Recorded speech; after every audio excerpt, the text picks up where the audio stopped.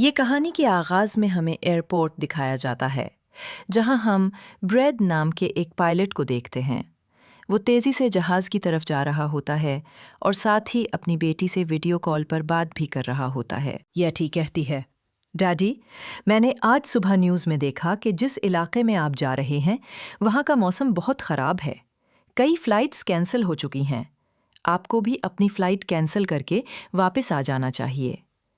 Blade मुस्कुराकर जवाब देता है, मैं पहले भी ऐसे मौसम में जहाज उड़ा चुका हूं, फिक्र मत करो, मैं जल्दी वापस आ जाऊंगा। ब्रेड जहाज के कैबिन में आकर को पायलट से मिलता है, जो आज पहली बार फ्लाइट उड़ाने वाला होता है, इसलिए थोड़ा नर्वस था। उसी वक्त एक एयर होस्ट आकर ब्रेड को बाहर बुलाती है। वहां एक पुलिस ऑफिसर खड़ा होता है, जो बताता है कि इमरजेंसी के तहत तुम्हें एक कातिल कैदी टोनी को अपने साथ ले जाना होगा। टोनी एक खतरनाक और ताकतवर आदमी है, जिस पर कत्ल का मुकदमा है। उसे दूसरी कंट्री में जेल ले जाया जा रहा है। पुलिस ऑफिसर कहता है, यह जिम्मेदारी तुम्हें इसलिए दी जा रही है क्योंकि तुम एक काबिल और समझदार पायलट हो।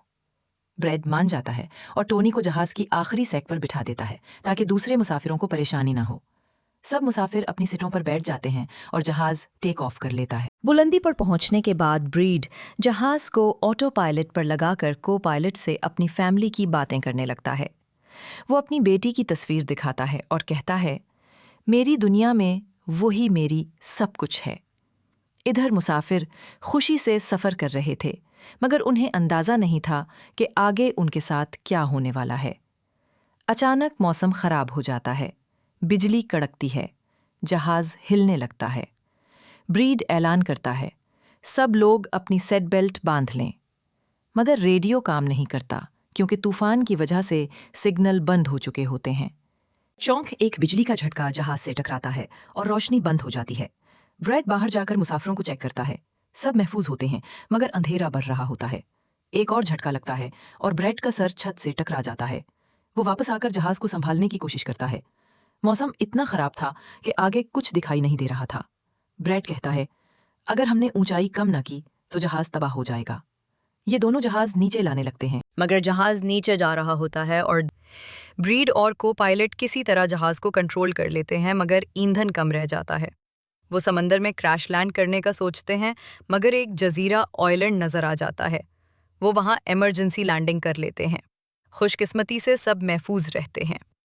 ब्रीड देखता है कि जहाज में अभी भी थोड़ी बिजली बाकी है। एयर होस्ट्स आकर बताती है कि पुलिस ऑफिसर और एक एयर होस्ट्स मर चुके हैं। दूसरी तरफ एयरलाइन कंपनी का मालिक हैरान होता है कि जहाज कहाँ गया। रेस्क्यू एक्सपर्ट स्कॉर्सडेल को बुलाया जाता है, जो लापता लोगों को ढूंढने में माहिर होता है। ब्रेड सब मुसाफिरों को जमा करके कहता है, परेशान मत हो, हम जल्दी यहाँ से निकल जाएंगे। मगर जब वो नक्शा देखते हैं तो मालूम होता है कि वो एक निजी और ख़तरनाक जजीरे पर हैं, जहाँ कानून का कोई असर नहीं।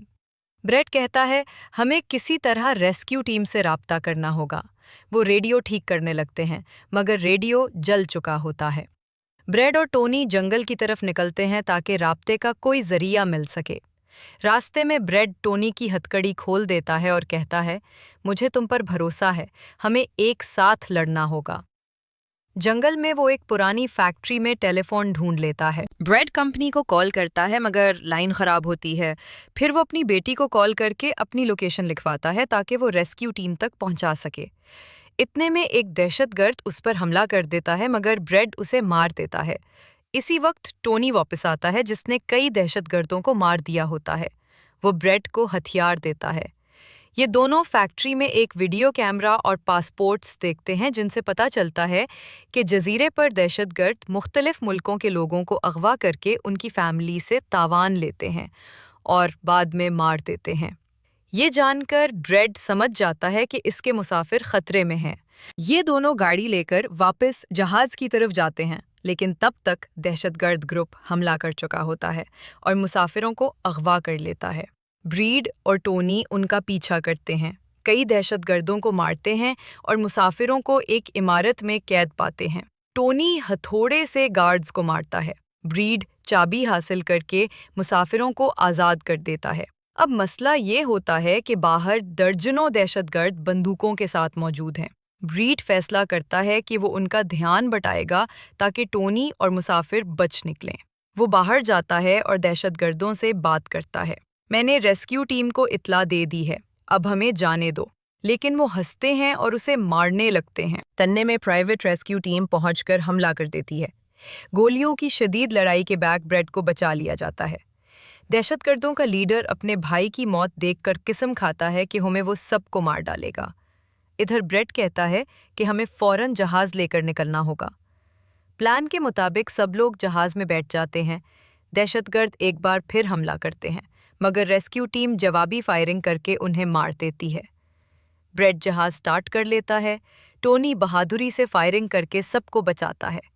आखिर में जब दहशतगर्द लीडर रॉकेट लॉन्चर से जहाज को उड़ाने लगता है तो टोनी उसे गोली मारकर मार देता है। यूं सबकी जान बच जाती है। ब्रेड जहाज उड़ाकर जजीरे से दूर ले जाता है।